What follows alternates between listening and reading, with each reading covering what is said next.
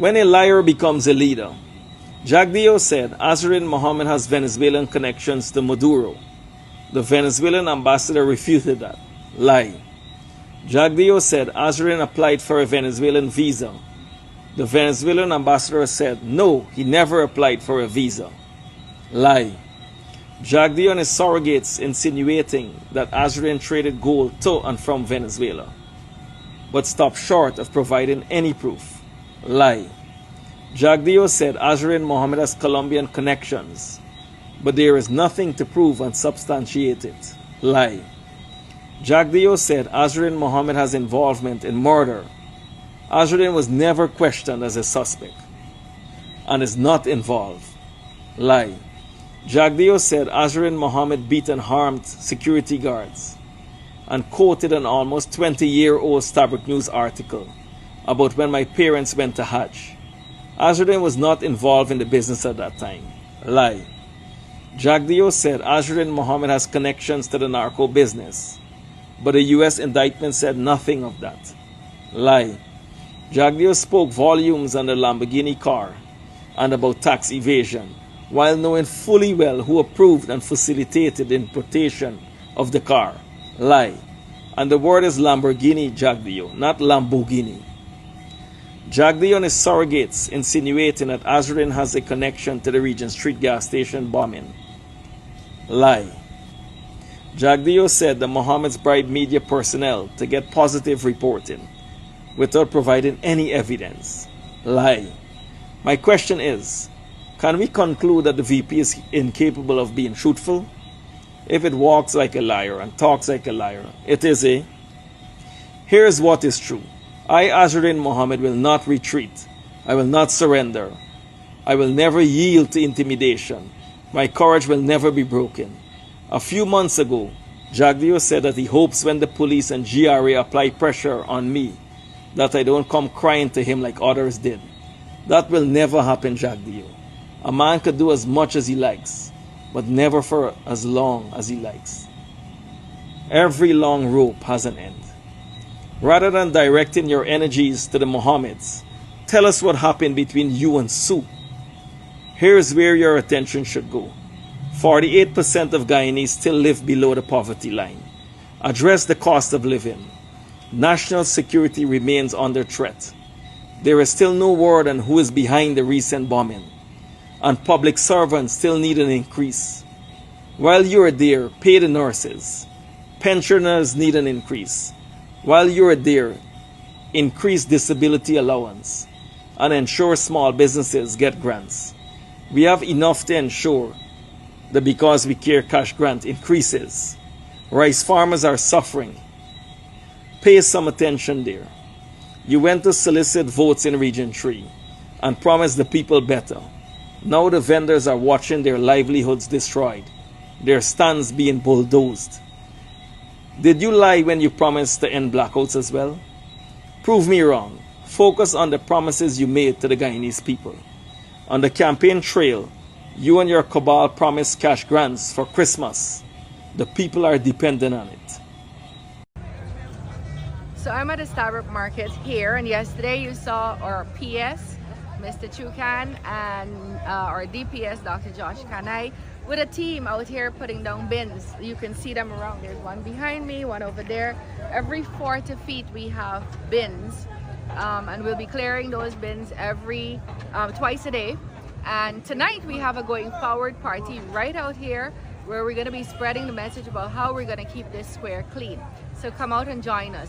I suspect that people were dropping their garbage because we didn't have bins. That's got to be it, right? It's not because we want to drop our garbage. So from now, I expect to see this as the model for how we're going to keep our spaces clean. So come join us tonight at 7 o'clock right here, going forward, to hear the message.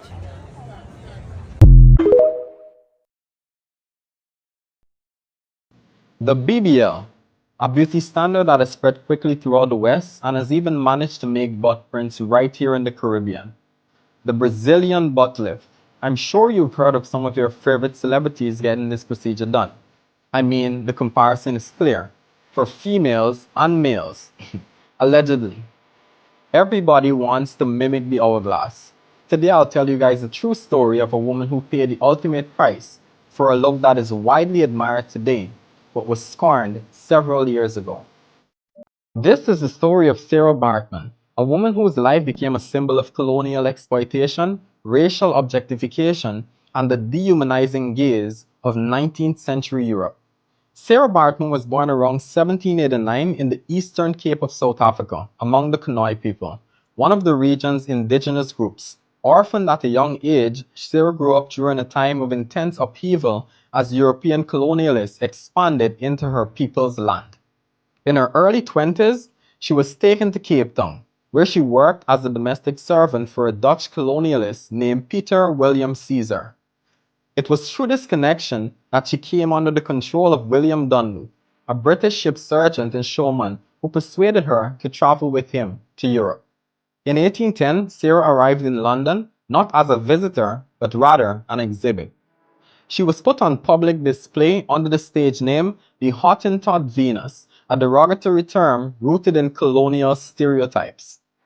In crowded halls, she was paraded nearly naked before audiences who gawked at her body, particularly her stetopedia, a natural physical trait among some Khoi women, which European spectators viewed as exotic and abnormal.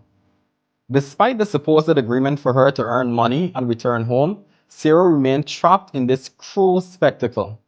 Activists and abolitionists in Britain, including members of the African Institution, challenged her exploitation. A court case in 1810 questioned the legality and ethics of her public display. But Sarah, who at this point had become multilingual, being fluent in Dutch, English, and French under pressures from her handlers, claimed she was there by choice. After a few years in Britain, she was taken to France, where her situation only worsened. There, she was further exploited by showmen and even studied by scientists, including the infamous naturalist Georges Cuvier, who treated her body as a specimen and not as a human being. Sarah died in 1815, alone and impoverished, at just 26 years old. Her cause of death is still widely debated, but some theories suggest alcoholism or an untreated STD. A male once documented that when he was introduced to Sarah, she introduced herself by saying the following: "My name is Sarah. Very unhappy Sarah." Even in death, her dignity was not restored. Cuvier preserved her body. Her skeleton, brains, and genitals were displayed in a famous museum in Paris for over a century. But it was not until 2002, years after diplomatic efforts and pressure from South African activists and leaders, including Nelson Mandela, that France finally agreed to return her remains. Sarah Bartman was brought home and laid to rest near her birthplace in the Eastern Cape almost 200 years after her death. Sarah Bartman's story is one of profound injustice, but also a reminder of the cost of objectification, racism, and colonial cruelty. This is a call to honor the humanity and dignity of every person, especially those history tried to silence.